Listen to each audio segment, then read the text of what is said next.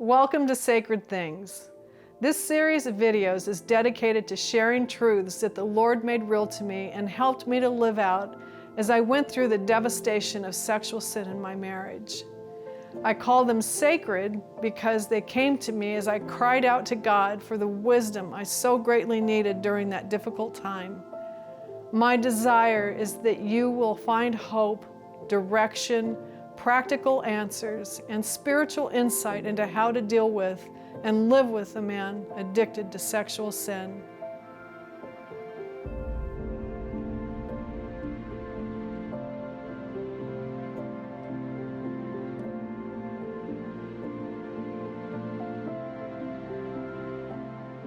I think that the title of this video alone is probably enough to spark some real interest for a wife, because pornography and sexual sin and all that is such an intensely personal betrayal that the question would have to arise, what's wrong with me? But you're saying that the woman is not the problem. Can you provide some proof? Again, I want to refer to my own testimony because I went through it. I'm assuming lots of people go through the same thing, the same emotion, feeling like I was a young, pretty woman, nothing wrong with me, and yet here's my husband visiting prostitutes, going to massage parlors, looking at magazines. And yeah, the question was, why? Why? What is wrong with me? And as I discovered as time went on, the problem wasn't me. I wasn't the issue. The issue was my husband's intense addiction to sex. And when a man becomes so addicted, it's like they cycle through different aspects of the addiction. I'll use Steve as the example.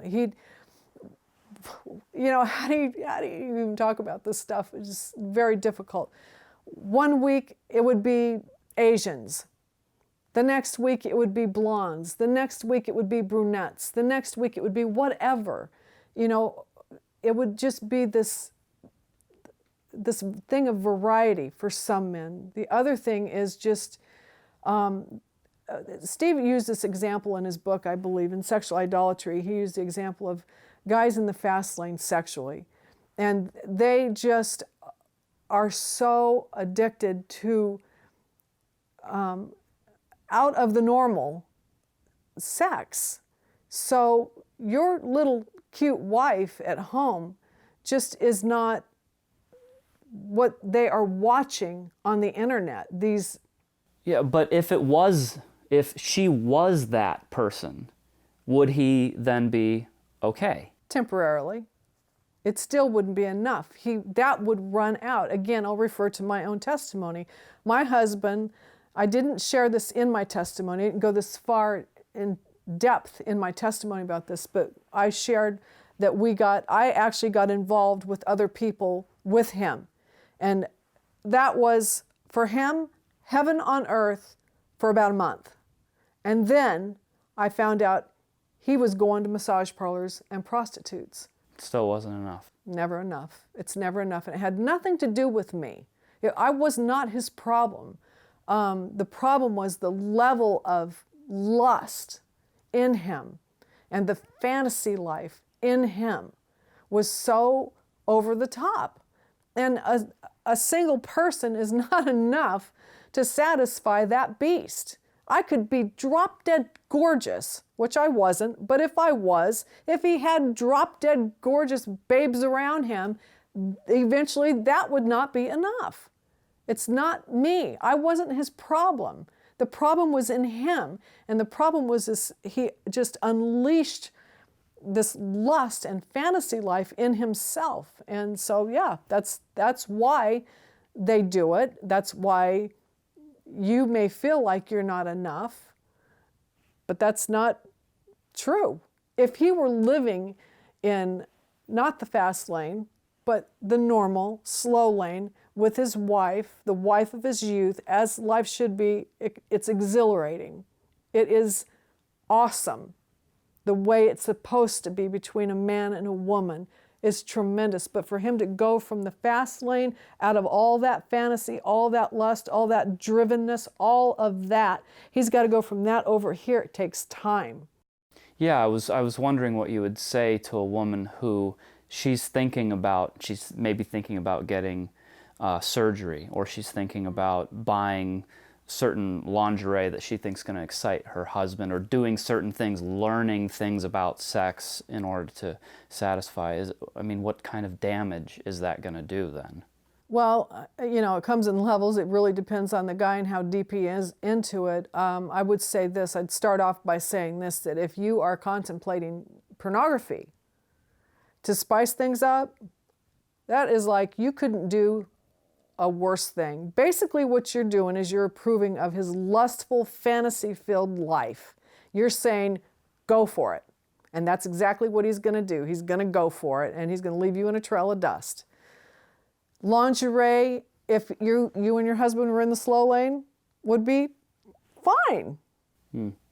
If you guys are in the slow lane together, there isn't much I would say you couldn't do, because you are in love with each other. He's not craving something that he had in the fast lane over here. So, but there are definite limits. I'm not going to get into all the stuff, but I would just say that if he is enjoying you and you guys are building a relationship, I wouldn't be afraid to enjoy my husband, except for the whole idea of bringing in video, pornography, pictures, anything like that that's going to fuel the lust and the fantasy, kill it. So that's really the problem, is that there's nothing you can do to solve the lust problem. No, surgery is not going to help him. Yeah. And it's not going to help you either. It's just another way. Be very careful how I say this. I want to say it with a degree of humility. There are some women who have to have surgery for medical reasons, but that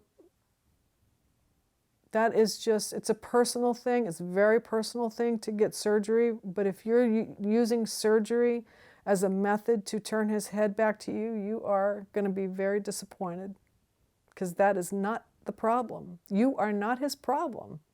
What would you say to someone who has been told by a well-meaning friend or pastor or something along those lines that if she had given him more sex, then he never would do the things that he's doing? It is a very powerful drive in a man. And if a woman is just like completely cutting him off, I would not blame the wife for the husband's behavior. I wouldn't say that you're not having sex with him, so therefore he has the right to go out and get it somewhere else. I'd never say that. I don't believe that. But I would say this, that you're asking for problems. You are asking for trouble. To the people who would say to a wife that she didn't give him enough sex, a woman who is being intimate with her husband, and some person in her life is saying, if you would have done this and this and this, this wouldn't have happened. That is a lie. What do you think sex is for? It's like, man, how far off the trail do we have to go to satisfy lust? Okay, how do you fight this nagging thing? If I was just blank, this wouldn't happen. Because it's there, and it's going to constantly be there. Part of it is knowing your husband. And I think that was a big, big thing for me. And I know it's a big thing for lots of women. Lots of women would love it if their husbands would just talk to them. Yeah. That's what Steve did for me. We had some really frank conversations, and I needed it. I wanted it. I appreciated it. He would tell me what goes on inside and what was pulling him, why he kept going back to it. And, so I started to get it. it was more than just this guy off on a tangent. Right. It was something hooked him. And bigger than just, well, if you really wanted to stop, you would just stop. Right. And I did say that to him. I have had that question, not just that question, that demand. It's like, if you didn't want to do it, just quit doing it. But it wasn't like that. And I had to learn that if it were that simple, and this is what I learned about Steve, of all the people I have ever known, this is all encompassing up to this day, I haven't met anybody who has the level of self-discipline and desire to be right. So once he repented, I started seeing those characteristics in him, and I started to realize if he had that kind of power to flip a switch, he would have done it. This thing was bigger than him. It was much bigger than him, and he needed a lot of help. And so when I started to realize that, when I started to understand the power of the addiction, it gave me a lot more empathy and sympathy for him and willingness to battle with, go through the battle with him instead of battling him. So you don't just flip a switch and turn it off. I wish it was that easy, but it's not that easy.